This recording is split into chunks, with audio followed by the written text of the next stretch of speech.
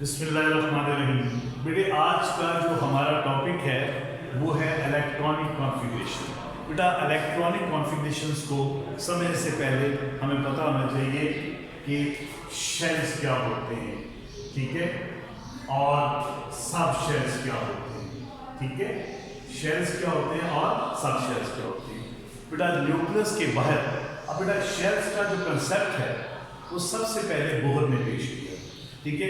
Bohr ने इसको orbits का नाम दिया, इसे इन्हें ऑर्बिट्स भी कहते हैं, इनको शेल्स भी कहते हैं, इनको एनर्जी लेवल्स भी कहते हैं। इनको एनर्जी लेवल्स क्योंकि हर ऑर्बिट की अपनी एक फिक्स एनर्जी होती है, इस वजह से इन्हें हम क्या कहते हैं, एनर्जी लेवल्स भी कहते हैं। तो बेटा ये सेंटर में न्यूक्लियस होता है, ठीक है, और न्यूक्लियस के बाहर सर्कुलर पाथ होते हैं। In these circular path, electrons are revolving. Nucleus के बाहर जो है वो सर्कुलर पाथ होते हैं। इन सर्कुलर पाथ को हम क्या कहते हैं, शेल्स भी कहते हैं, एनर्जी लेवल्स भी कहते हैं और इनको ऑर्बिट्स भी कहते हैं, ठीक है। ये आपके पास पहला शेल है, ये दूसरा शेल है, ये तीसरा शेल है, चौथा, पांचवा एंड सो ऑन चलते जाते हैं, ठीक है। इसके लिए अच्छा, अब इस पहले शेल का नाम क्या है, K L M N O P, ये चलते जाते हैं। तो न्यूक्लियस के बाहर the circular paths around the nucleus in which electrons are revolving, in which electrons are moving are called shells, energy levels और ऑर्बिट्स कहते हैं। अच्छा, अब शेल्स के अंदर इलेक्ट्रॉन, जो पहला शेल है आपके पास के शेल, इसमें मैक्सिमम 2 इलेक्ट्रॉन्स आ सकते हैं। जो आपके पास एल शेल होता है इसमें मैक्सिमम 8 इलेक्ट्रॉन्स आ सकते हैं। जो आपके पास एम शेल होता है उसमें मैक्सिमम 18 इलेक्ट्रॉन आ सकते हैं। जो एन शेल होता है उसमें मैक्सिमम आपके पास 32 इलेक्ट्रॉन्स आ सकते हैं। तो हाउ कैन यू कैलकुलेट इस शेल अकोमोडेट दीज इलेक्ट्रॉन्स? हमें कैसे पता चलेगा कि किसी शेल में मैक्सिमम कितने इलेक्ट्रॉन्स आ सकते हैं? तो उसके लिए बेटा बोहर ने एक फार्मूला इंट्रोड्यूस किया विच इज कॉल्ड 2n²। इस फार्मूले को हम क्या कहते हैं, 2n²। इस फार्मूले की मदद से आप किसी भी शेल में मैक्सिमम इलेक्ट्रॉन जो अकोमोडेट हो सकते हैं वो कैलकुलेट कर सकते हैं with the help of this formula. अगर आपको पता चल जाए कि n की वैल्यू आपके पास 1 है, तो आप बेटा इस फार्मूले के अंदर आप n की वैल्यू करके 1, तो आपके पास क्या आ जाएगा, 2 आ जाएगा। तो अगर आप कैलकुलेट करें तो पहले शेल में कितने इलेक्ट्रॉन्स आ सकते हैं, 2 इलेक्ट्रॉन्स आ सकते हैं। अगर आप n की वैल्यू, अगर आप बेटे n की वैल्यू कितनी रखें, 2, तो आप देखेंगे यहाँ आ गया आपके पास 2 का स्केयर। तो 2 का स्केयर निकालेंगे 4, 4 2 से क्या हो जाएगा 8। तो आपके पास एल शेल में मैक्सिमम कितने इलेक्ट्रॉन्स आ सकते हैं, 8। अगर आपको पता लग जाए, ठीक है, कि n की वैल्यू 3 है, तो आप यहाँ n की वैल्यू 3 लिख दें। तो 3 का स्केयर क्या हो गया, 9, 9 2 18। तो इसका मतलब हुआ कि m शेल में मैक्सिमम कितने इलेक्ट्रॉन्स आ सकते हैं बेटा, 18 आ सकते हैं। अगर आपको पता लग जाए कि जो चौथा शेल है तो इसके लिए n की वैल्यू कितनी है, 4, आप इसमें 4 लिख दें। तो 4 का स्केयर कितना होगा मेरा बेटा, 16 होगा। तो कितना हो गया, 32। तो 32 इलेक्ट्रॉन्स आ सकते हैं। इसका मतलब हुआ कि ए शेल में 2 इलेक्ट्रॉन्स, एल शेल में 8 इलेक्ट्रॉन्स, एम शेल में 18 इलेक्ट्रॉन्स, एन शेल में 30 इलेक्ट्रॉन्स एंड सो ऑन। अब इसके बाद अब बाकी शेल्स के अंदर भी इसी फार्मूले की वजह से maximum number of electrons which can be accommodated, ठीक है, कैन बी कैलकुलेटेड। आप इसको कर सकते हैं। तो बेटा शेल क्या है, वो सर्कुलर पाथ हैं जिनके अंदर इलेक्ट्रॉन्स रिवॉल्व हो रहे होते हैं, ठीक है, इलेक्ट्रॉन रिवॉल्व होते हैं और हर शेल जो है उसमें इलेक्ट्रॉन्स की एक फिक्स तादाद आ सकती है। तो एक शेल के अंदर मैक्सिमम कितने इलेक्ट्रॉन्स आ सकते हैं वो हम इस फार्मूले से कैलकुलेट कर सकते हैं। अक्सर बोर्ड के अंदर सवाल आ जाता है कि what is meant by the maximum capacity of a shell, किसी भी शेल की मैक्सिमम कैपेसिटी क्या होती है? तो आप कहेंगे जवाब उसका ये होगा, द मैक्सिमम कैपेसिटी, ठीक है, of a shell can be calculated by 2n² formula given this formula was given by Bohr, ठीक है। तो अगर आप इस फार्मूले के अंदर n का मतलब है नंबर ऑफ शेल। अब आप यहां देखें तो यहाँ n की वैल्यू कितनी है 1, यहाँ n की वैल्यू कितनी 2, यहाँ n की वैल्यू क्या 3, n की वैल्यू 4, n की वैल्यू 5, n का मतलब है number of shell, number of energy level. ठीक है, अगर आपको n की वैल्यू का पता लग जाए तो आप इस फार्मूले के अंदर n की वैल्यू को पुट करें तो आप उसके अंदर मैक्सिमम इलेक्ट्रॉन्स अकोमोडेट कर सकते हैं। अच्छा, अब सब शेल्स क्या होते हैं? हर शेल्स के अंदर क्या होते हैं बेटा? हर शेल्स के अंदर सब शेल्स पाए जाते हैं। A shell is divided into subshell. तो बेटा सब शेल्स जो हैं वो 4 किस्म के according to your book 4 shells के सब शेल्स हैं। एक होता है एस, एक होता है पी, एक होता है डी, एक होता है एफ। ठीक है, ये आपके पास है sub shells. There are 4 types of sub shells. S stand for spherical या sharp, P stand for principal, D stand for diffuse, F stand for fundamental। हकीकत में साइंटिस्ट ने जब एटम्स के स्पेक्ट्रम्स बनाए, उन स्पेक्ट्रम से जो स्पेक्ट्रल लाइंस हासिल की, तो उन स्पेक्ट्रल लाइंस के नाम से इनके नाम रखे गए। ठीक है, ठीक है, ये आपके पास S stand for sharp, P stand for principal, D stand for diffuse, F stand for fundamental। तो बेटा ये 4 किस्म के सब शेल्स है। ठीक है, अब आपके पास जो एस सब शेल होता है इसमें मैक्सिमम कितने इलेक्ट्रॉन्स आ सकते हैं? 2 इलेक्ट्रॉन्स आ सकते हैं। जो पी सब शेल होता है इसमें मैक्सिमम 6 इलेक्ट्रॉन्स आ सकते हैं, और जो डी सब शेल होता है इसमें मैक्सिमम 10 इलेक्ट्रॉन्स आ सकते हैं, और जो आपके पास एफ सब शेल होता है उसमें मैक्सिमम 14 इलेक्ट्रॉन्स आ सकते हैं। मैक्सिमम, इससे ज्यादा नहीं आ सकते। एस में 2 से ज्यादा नहीं आ सकते, कम से कम जितने मर्जी हो सकते हैं। पी में 6 मैक्सिमम आ सकते हैं, 6 से कम 1 2 3 5 हो सकते हैं। डी में 10 से ज्यादा नहीं आ सकते, एफ में 14 से ज्यादा नहीं आ सकते। तो बेटा किसी भी सब शेल के अंदर कितने इलेक्ट्रॉन्स आ सकते हैं? ठीक है, वो आपके सामने है। एस पी डी एफ मैंने लिख दिया कि इनमें मैक्सिमम कितने इलेक्ट्रॉन्स आ सकते हैं।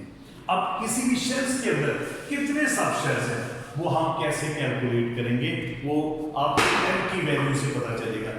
n की वैल्यू अगर आपको पता हो तो बेटा n की वैल्यू की मदद से आप बता सकते हैं। मिसाल के तौर पर आपके पास k शेल है, ठीक है, और k शेल के लिए n की वैल्यू कितनी होगी? तो इसका मतलब इसके अंदर एक ही सब शेल है जिसका नाम क्या है, या आप ऊपर लिख लें बेटा आसानी के लिए, इधर लिख लें शेल और इधर लिख लें सब शेल, इधर लिख लें सब शेल। अगर आपके पास n की वैल्यू 1 है तो इसका मतलब k के लिए n की वैल्यू 1 है, इसका मतलब इसमें एक ही सब शेल है। ठीक है, और अगर आप लिखें n की वैल्यू कितनी है 2, तो n सब शेल के लिए n की वैल्यू कितनी है 2, इसमें 2 सब शेल हो सकते हैं, एक s और एक p हो सकता है। अगर n की वैल्यू कितनी हो 3, तो ये किसके लिए होता है k l m, तो इसके अंदर 3 सब शेल होते हैं, s p और d हो सकते हैं। और अगर n की वैल्यू कितनी हो 4, तो आपके पास ये n, इसके अंदर s p d और f सब शेल्स होते हैं।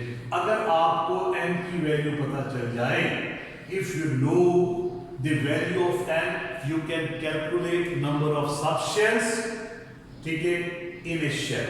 अच्छा, अब हमारा जो आज का जो मेन टॉपिक है वो है इलेक्ट्रॉनिक कॉन्फ़िगरेशन। बेटे हमारा जो आज का जो मेन टॉपिक है वो है electronic configuration. Electronic configuration means arrangement of electrons in shells and sub shells. तो इसकी डेफिनेशन क्या है? Distribution of electrons around the nucleus in various shells and sub shells according to their increasing energy is called electronic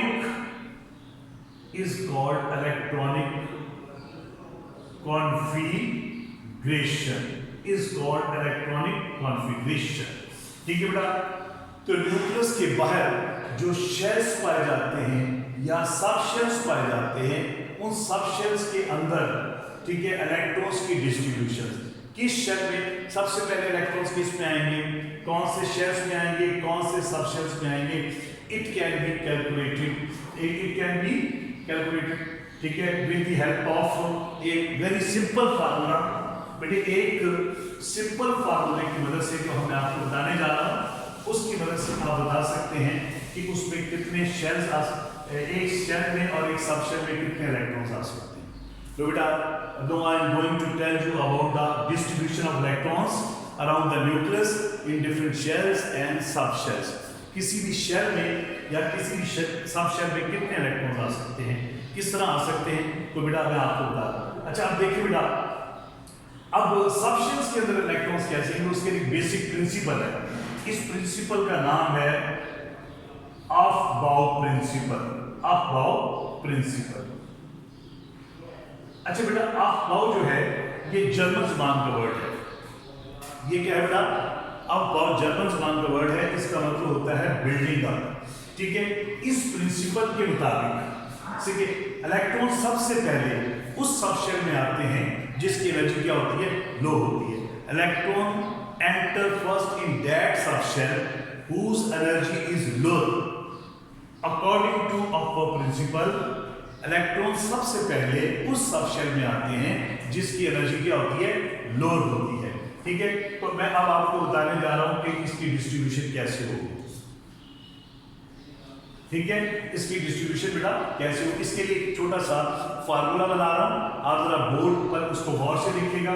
सबसे पहले आपने क्या लिखना है, 1s 2s 3s 4s 5s 6s 7s। ठीक है, ये लिखकर आपने क्या करना है, ऊपर से भी छोड़ दे, नीचे से भी छोड़ दे। अब यहां क्या देंगे 2p, इसके बाद क्या आएगा 3p 4p 5p 6p, फिर उसके बाद ऊपर से भी कम कर दें 3d। ठीक है, उसके बाद आपके पास क्या होगा 4d 5d, फिर उसके बाद 4f। ये बेटा एक अरेंजमेंट है जो बड़ी आसानी से हमें इलेक्ट्रॉन की डिस्ट्रीब्यूशन करने में मदद करती है शेल्स के अंदर और सब शेल्स के अंदर। बेटा इसको गौर से देखिएगा, सबसे पहले इलेक्ट्रॉन्स अफबाउ प्रिंसिपल के मुताबिक सबसे पहले इलेक्ट्रॉन्स उस सब शेल में आते हैं जिसकी एनर्जी क्या होगी, लो। तो बेटा ये एरो हमें बताएगा इसकी टेल्स की। सबसे पहले इलेक्ट्रॉन्स किस में आएंगे, 1s में आएंगे। सबसे पहले इलेक्ट्रॉन्स किस में आएंगे, 1s में, क्योंकि इसकी एनर्जी सबसे लोअर होती है। जब 1s कंप्लीट हो जाएगा तो उसके बाद इलेक्ट्रॉन्स किस में आएंगे, 2s में आएंगे। जब 2s कंप्लीट हो जाएगा सब शेल, फिर उसके बाद इलेक्ट्रॉन्स किस में आएंगे, 2p में आएंगे, फिर उसके बाद 3s फेल होगा। जब ये कंप्लीट हो जाएगा तो फिर उसके बाद क्या होगा, इलेक्ट्रॉन्स किस में आएंगे, 3p में, फिर 4s में आएंगे। ये चौथे नंबर पे होगा। उसके बाद इलेक्ट्रॉन्स क्या होंगे, ये 3d में आएंगे, फिर 4p में आएंगे, फिर 5s में आएंगे। उसके बाद छठे नंबर पर क्या होगा, इलेक्ट्रॉन्स। ठीक है, पहले किस में आएंगे, 4d में आएंगे, फिर 5p में आएंगे, फिर 5s। जब ये सब शेल्स कंप्लीट हो जाएंगे फिर इलेक्ट्रॉन्स किस में जाएंगे बेटा, ठीक है 4f में, फिर 5d में, फिर 6p में, फिर 7। ठीक है बेटा, अब ये आपके पास है। तो बेटा इसको समझने का तरीका क्या है कि ये आपके पास एक अरेंजमेंट है, टेल से शुरू करना है और हेड तक जाना है। सबसे पहले 1s में, 1s के बाद 2s में, 2s के बाद 2p में, फिर उसके बाद 4s में, फिर 3p में, फिर उसके बाद 3d में, फिर 4 में, फिर इसमें, फिर इसमें, फिर इसमें, फिर इसमें, फिर इस फॉर्म चलता जाएगा। अब इसको याद करने का एक बेहतरीन तरीका है जो बनाया है बच्चों ने। इसको देखिए जरा, क्या है, स्कूल स्कूल, दो दफा आप देखेंगे। सबसे पहले इलेक्ट्रॉन्स किसमें आएंगे, school school, public school public school, फिर division public school, division public school, federal division public school. तो बेटा इस छोटे से फार्मूले की वजह से आप बड़े से बड़े जो है ना जो है एलिमेंट के अंदर इलेक्ट्रॉन्स की डिस्ट्रीब्यूशन कैलकुलेट कर सकते हैं। You can easily calculate, ठीक है ना, the distribution of electrons in various shells and subshells around the nucleus according to their increasing energy level. तो सबसे पहले क्या है, इलेक्ट्रॉन्स किस में आएंगे बेटा, 1s में, ठीक है, फिर 2s में, फिर 2p में, फिर 3s में, ठीक है, एंड सो ऑन। तो मैं आपको फिर दोबारा रिपीट कर रहा हूँ, यानी क्या है, school school, public school, public school, division public school, division public school, federal division public school. तो बेटा इस तरतीब की मदद से आप इलेक्ट्रॉन को डिस्ट्रीब्यूट कर सकते हैं। मैं आपको एक एग्जांपल दे रहा हूं। मिसाल के तौर पर आपके पास मैं एक एग्जांपल दे रहा हूं। आपके पास सोडियम है। अब सोडियम में कितने इलेक्ट्रॉन्स पाए जाते हैं, 11। अब आपने सोडियम के अंदर इलेक्ट्रॉन्स को डिस्ट्रीब्यूट करना है, तो कैसे करेंगे बेटा इलेक्ट्रॉन्स को डिस्ट्रीब्यूट? देखिए अब टोटल नंबर ऑफ इलेक्ट्रॉन्स कितने हैं? 11, क्योंकि सोडियम का एटॉमिक नंबर, सोडियम का जो बेटे एटॉमिक नंबर है वो है 11। तो बेटा सबसे पहले इलेक्ट्रॉन्स किस में आएंगे? s में। अब आप जानते हैं s कोई भी हो उसमें मैक्सिमम 2 इलेक्ट्रॉन्स आ सकते हैं। s में मैक्सिमम कितने इलेक्ट्रॉन्स आ सकते हैं? 2। जो p सब शेल होता है उसमें 6 से ज्यादा नहीं आ सकते। जो d होता है उसमें 10 से ज्यादा नहीं आ सकते। जो f होता है उसमें 14। ये आपने जहन में रखना है कि ये बताता है कि किसी भी सब शेल में मैक्सिमम कितने इलेक्ट्रॉन्स अकोमोडेट हो सकते हैं। s में 2, p में 6, d में 10, f में 14। तो मैं आपको एग्जांपल दे रहा था कि आपने सोडियम की इलेक्ट्रॉनिक कॉन्फ़िगरेशन लिखनी है बेटा। अब सोडियम का एटॉमिक नंबर कितना है? 11। इसका मतलब हुआ बेटा कि सोडियम के अंदर कितने इलेक्ट्रॉन्स पाए जाते हैं? है भाई 11 इलेक्ट्रॉन्स है। अब देखिए सबसे पहले इलेक्ट्रॉन्स किस में आएंगे? 1s में। 1s आप लिख लेंगे। अब s में कितने इलेक्ट्रॉन्स आ सकते हैं बेटा? 2। तो आप इसमें क्या लिखेंगे? 2 इलेक्ट्रॉन्स। फिर उसके बाद क्या है आपके पास? क्या आ गया? 2s। अब s में कितने इलेक्ट्रॉन्स आ सकते हैं? 2। फिर उसके बाद बेटे देखिए आप ग्राफ, 2s के बाद इलेक्ट्रॉन्स किस में जाएंगे? 2p में।